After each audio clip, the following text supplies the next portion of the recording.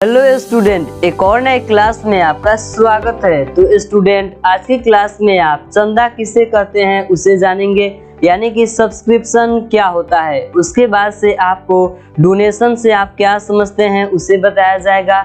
उसके बाद से आपको डोनेशन कितने प्रकार के होते हैं उसे आप जानेंगे, और इस क्लास के अंत में आप मानदेय क्या होता है उसे आप समझेंगे। तो चलिए इस क्लास को शुरू करते हैं। क्लास को आपने लाइक नहीं किया तो क्लास को लाइक करें। आइए समझते हैं कि चंदा किसे कहते हैं। चंदा यानी कि सब्सक्रिप्शन क्या होता है। तो सब्सक्रिप्शन यह सदस्यता शुल्क होता है, यानी कि मेंबर फी होता है, जिसका भुगतान सदस्य द्वारा वार्षिक आधार पर किया जाता है। यह लाभ न कमाने वाली संस्था के लिए आयगत प्राप्ति होती है, यानी कि जो कंपनी लाभ कमाने के उद्देश्य से स्थापित नहीं की जाती है उनके लिए यह इनकम का स्रोत होता है। तो ऑब्जेक्टिव क्वेश्चन बनते हैं कि लाभ न कमाने वाली संस्था का आय का स्रोत क्या होता है। तो आपको वहां पे ऑप्शन में चंदा यानी कि सब्सक्रिप्शन लिखा हुआ मिलेगा, तो आपको सिंपल सब्सक्रिप्शन पे टिक कर देना है। इसे आय व्यय खाते के क्रेडिट में तथा प्राप्ति भुगतान खाते के डेबिट में लिखा हो जाता है। साधारण से शब्दों में बात करें तो आज इसका उपयोग यानी कि जो सब्सक्रिप्शन है इसका उपयोग लगभग सभी छोटे बड़े कंपनी करते हैं। आपने भी यह नोटिस किया होगा, जैसे कि हॉटस्टार प्लस डिज्नी। यदि आप इनका सर्विस लेना चाहते हैं, आईपीएल तो आप मैच देखती होंगे, तो आप आईपीएल देखना चाहते हैं तो कभी डिज्नी पे आता है, हॉटस्टार, दोनों एक हो गए हैं, तो इन पे आपको सब्सक्रिप्शन बाई करना पड़ता है। तो आप सब्सक्रिप्शन जैसे ही बाई करते हैं तो इसके अंतर्गत जो भी सर्विसेज होती हैं आपको वह मिल जाता है। वैसे ही आपको प्राइम वीडियो है, अमेजन प्राइम है, टीवी भी आता है, उसके बाद से एयरटेल स्ट्रीम है, यूट्यूब सब्सक्रिप्शन भी है। यूट्यूब भी अपने प्लेटफॉर्म पर सब्सक्रिप्शन की सुविधा देता है। यदि आपको कुछ स्पेशल वीडियो देखना हो या फिर आप यूट्यूब पर जो भी वीडियो देखते हैं उस पर एड डिस्प्ले होता है और आप एड नहीं देखना चाहते हैं तो आप यूट्यूब का एड्स रिमूव सब्सक्रिप्शन ले सकते हैं। वीडियो देखेंगे तो उस पर एड नहीं आएगा। तो ऐसे ही काम करता है सब्सक्रिप्शन। आई होप कि आपको समझ में आ गया होगा। आइए समझते हैं कि दान किसे कहते हैं। दान यानी कि डोनेशन, इसका परिभाषा काफी सिंपल है। जब कोई पर्सन किसी व्यक्ति को या फिर देखिए कोई भी पर्सन किसी कंपनी को निस्वार्थ भाव से कुछ उपहार दे तो उसे दान कहा जाता है। आइए यहाँ पे समझते हैं। साधारण शब्दों में कहा जाए तो दान से आशय उस प्राप्त राशि से है जो किसी व्यक्ति यानी कि पर्सन, संस्था, ऑर्गेनाइजेशन, कंपनी, फर्म आदि से उपहार यानी कि गिफ्ट के रूप में मिलता है। यह गैर व्यापारिक संस्था के लिए आय का मुख्य स्रोत होता है।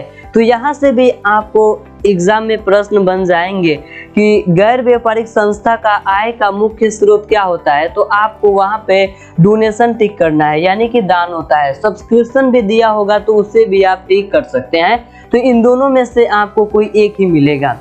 दान कैश या फिर किसी वस्तु के रूप में प्राप्त हो सकता है, यानी कि डोनेशन जो प्राप्त हो रहा है, जो दिया जा रहा है, वह कैश के माध्यम से यानी कि कैश के रूप में भी मिल सकता है या फिर किसी वस्तु के रूप में भी प्राप्त हो सकता है। यह सबसे पहले प्राप्ति और भुगतान खाते के डेबिट पक्ष में लिखा जाता है। उदाहरण, आपने भी यह शब्द अवश्य सुना होगा और हो सकता है आप कुछ ना कुछ पैसे या चावल, दाल आदि उपहार स्वरूप दिए होंगे। जैसा कि गांवों में बात करें तो जो विलेज एरिया होती है वहां पे आपको साधु महात्मा मिल जाएंगे जो कि भिक्षा लेते हैं, यानी कि आप जो है उनसे पैसे कोई चार्ज नहीं करते हैं। जब वह आपके द्वार पे आते हैं तो आप उनको अपने घर से जो भी हो सके, आप जितना उनको देने में समर्थ है, आप चावल, दाल, पैसा, सब्जी जो भी होता है आप उनको देते हैं। अगर इसके अलावा भी आप उनको कोई सामान भी दे सकते हैं, जैसे कि कपड़ा हो गया आदि आप दे सकते हैं। तो आई होप कि आपको दान का कॉन्सेप्ट क्लियर हो रहा होगा। आपके घर कोई साधु महात्मा आते हैं और आप उन्हें कुछ वस्तुएं देते हैं, यही जो है दान यानी कि डोनेशन कहलाता है। चलिए नेक्स्ट समझते हैं टाइप्स ऑफ डोनेशन, यानी कि डोनेशन के कितने प्रकार होते हैं। सिंपल से शब्दों में कहा जाए तो डोनेशन दो प्रकार के होते हैं। सबसे पहला है जनरल डोनेशन, यानी कि सामान्य दान। दूसरा है स्पेशल डोनेशन यानी कि विशेष दान।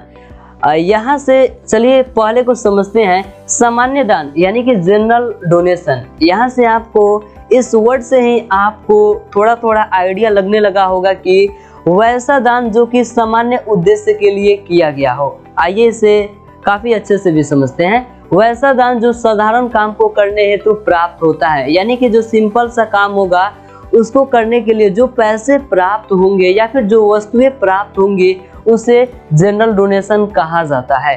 इसे आय व्यय खाते के क्रेडिट भाग में लिखा जाता है। यदि सामान्य दान की राशि कम हो तो इसे आय व्यय खाते के आय भाग में लिखा जाता है। यहाँ पर आपको समझना होगा, तभी जो है आप मैथ के क्वेश्चन काफी आसानी से बना पाएंगे। यदि क्वेश्चन में आपको सामान्य दान की राशि दिया गया हो, क्या दिया गया हो, सामान्य दान की राशि दिया गया हो और वह क्या हो, कम हो, तो आपको उसको इनकम एंड एक्सपेंडिचर अकाउंट में आपको उसको लिखना है। चलिए आगे समझते हैं। विशेष दान यानी कि स्पेशल डोनेशन क्या होता है। तो जिस तरह से जनरल डोनेशन जो है जनरल पर्पस के लिए है, वैसे ही जो स्पेशल डोनेशन है वह स्पेशल पर्पस के लिए होगा, यानी कि विशेष पर्पस के लिए होगा। वैसा दान जो किसी विशेष उद्देश्य के लिए प्राप्त होता है उसे विशेष दान कहा जाता है। विशेष दान की राशि कम हो या फिर अधिक हो उसे पूंजीगत आय माना जाता है। यानी कि क्वेश्चन में यदि स्पेशल डोनेशन का कुछ भी अमाउंट दे दिया गया हो तो आपको उसको कहाँ पे एंट्री करना है, आपको उसको कैपिटल आय मानना है। ठीक है, उसको आपको कैपिटल आय, पूंजीगत इनकम होता है, आपको उसमें एंट्री करना होता है। आई होप कि आपको समझ में आ गया होगा। चलिए नेक्स्ट समझते हैं मानदेय क्या होता है। मानदेय वह राशि है जो ऐसे व्यक्ति को दिया जाता है जो संस्था के कर्मचारी नहीं होते हैं, यानी कि इसको वैसे व्यक्ति को प्राप्त होता है जो संस्था के एम्प्लॉय नहीं होते हैं। इसे किसी विशेष कार्य या सेवा के लिए प्रदान किया जाता है। इसे आय व्यय माना जाता है और आय व्यय खाते के डेबिट पक्ष में इसको लिखा जाता है। आई होप कि आपको समझ में आ गया होगा। इस क्लास से संबंधित आपका कोई भी प्रश्न हो तो नीचे बेझिझक आप कमेंट करें। अभी तक आपने इस क्लास को लाइक नहीं किया तो क्लास को लाइक करें। चैनल पे पहली बार आए हैं तो चैनल को सब्सक्राइब करके बगल में बेल नोटिफिकेशन है उसे दबाना ना भूलें, ताकि इस चैनल पर जो भी नया वीडियो अपलोड हो उसका नोटिफिकेशन सबसे पहले आपको मिल जाए। चलिए समझते हैं नेक्स्ट क्लास में आपको क्या पढ़ना है। सबसे पहले आपको चंदा की गणना किस प्रकार से की जाती है, यानी कि सब्सक्रिप्शन जो बनाते हैं आपको मैथ में, उसको कैसे तैयार किया जाता है, उसका प्रारूप यानी कि फॉर्मेट कैसा होता है उसके बारे में बताया जाएगा। इसको एग्जाम्पल की सहायता से एग्जाम में किस तरह से क्वेश्चंस पूछे जाते हैं उसकी सहायता से आपको प्रैक्टिकल करके दिखाया जाएगा। मिलते हैं नेक्स्ट क्लास में।